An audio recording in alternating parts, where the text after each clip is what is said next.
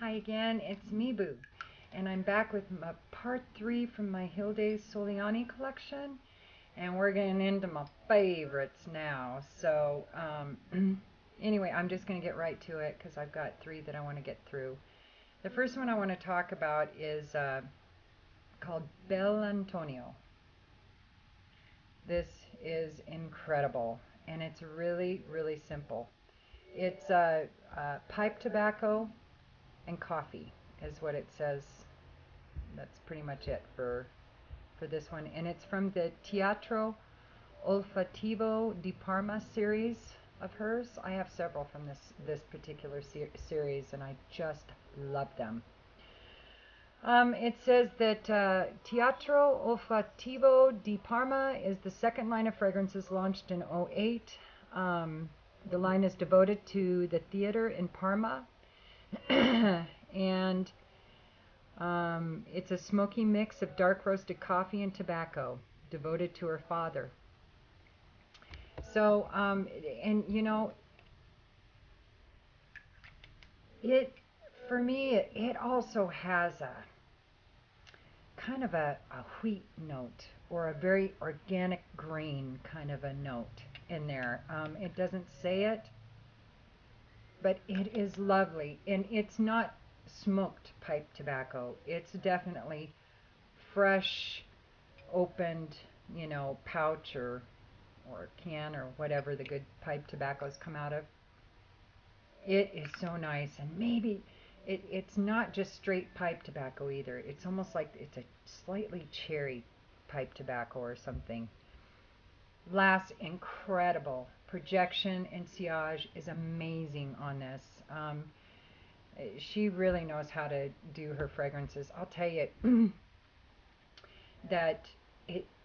I think the really, really great perfumers um, are savants. I really do. I think that to be able to enamor me with so many fragrances out of one house, um, Hilde has done it like nobody else out of any other house that, and I have lots of houses, lots of fragrances.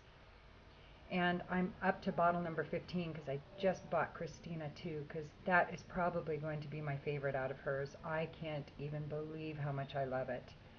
And then I got Mangiami, I want to say. I've got a decant of that. I'm going to get a full bottle of that in the summertime too, because it's a fabulous melon kind of a smell. So, but I'll talk about those in another video.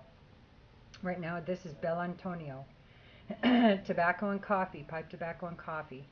And like I said, it almost like there's some vanilla or something in there too. It's slightly sweet, but it's not that young, sugary sweet kind of a smell. It's a very earthy, very, very grainy, like grains and oats kind of a sweet. And you do get that raw pipe, fresh pipe tobacco smell. I don't get a lot of coffee. There might be just a hint of latte kind of smell in the background, but not dark roast brewing kind of coffee. Oh man, it's yummy. So this is Bel Antonio. Really, she knows how to spin a frag. I'm here to tell you. Next one I'm going to talk about is these are all my favorites. So, like I said, the first 2 parts were on the first half of the line. There was like 6 of them that I really like. These are ones that I don't know if I could live without, honestly. And I'm up to 15 bottles, and if I get that Mangiami, it'll be 16. It's crazy. That's a little OCD, I think, don't you? I do. And this one is all those stutter letters again. Doolciiissimo. And this one, oh my gosh. This is another one. See, it reminds me quite a bit of Bel Antonio.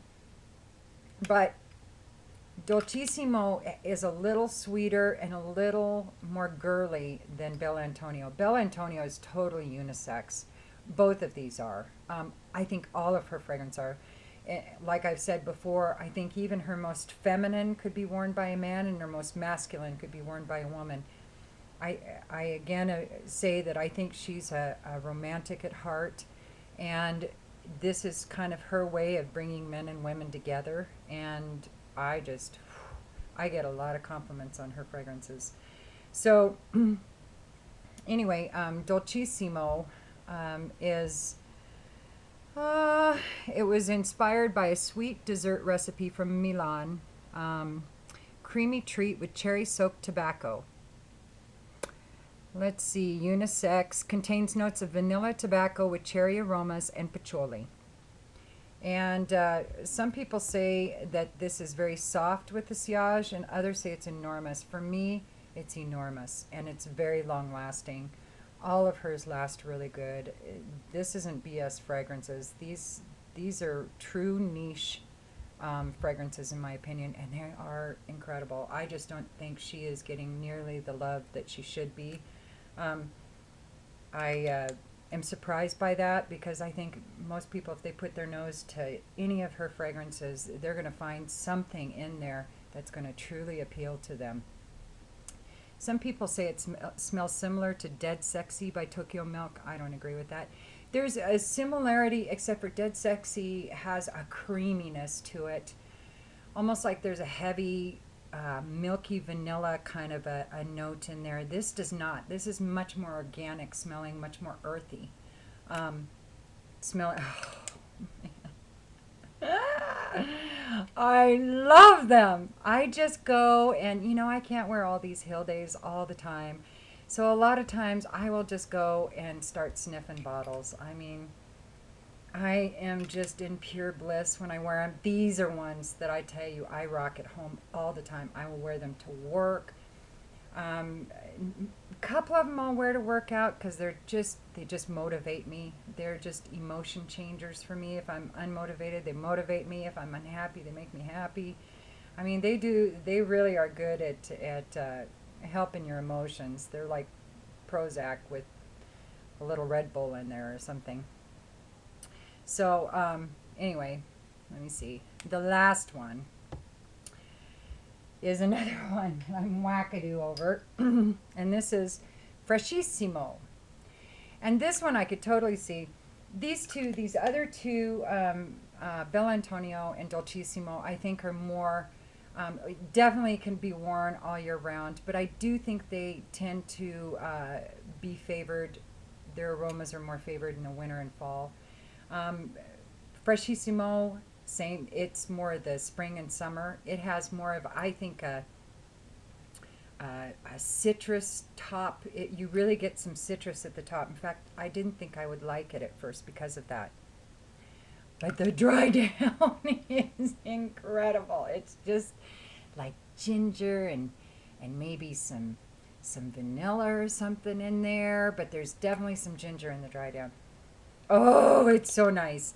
So let me just tell you so I don't have to keep guessing. This is based off of a recipe for her herbal iced tea, enriched with lemon. Well, there's the citrus and ginger for summer refreshment. Oh, well, hey. So it's sugar, ginger, and lemon or lime. It's got both on there.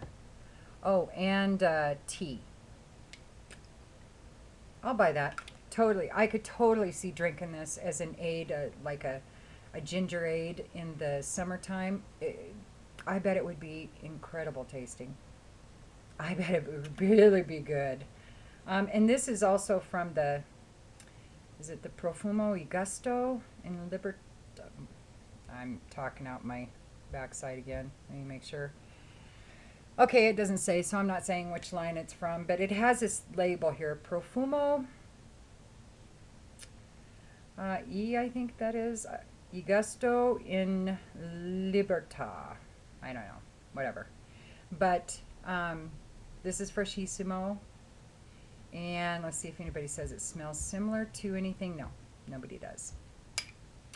Highly recommend these. Like I said, very versatile fragrances.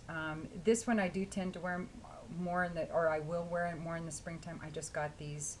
I did a lot of trading and bartering and got some really good deals on these. And so this one I can see myself wearing even more in the spring and summer, but I'm still rocking it now. I mean, her fragrances, just like their ambiguity with their sexualness, you know, that whether they're male or female, it's the same thing for when you can wear them. It's up to you. They're very versatile. So I'm Boo, and I'll be back with part 3 for Sebastian in a few days. I'm still doing some testing on those. And who knows what else. All right. Happy holidays, everybody. Peace.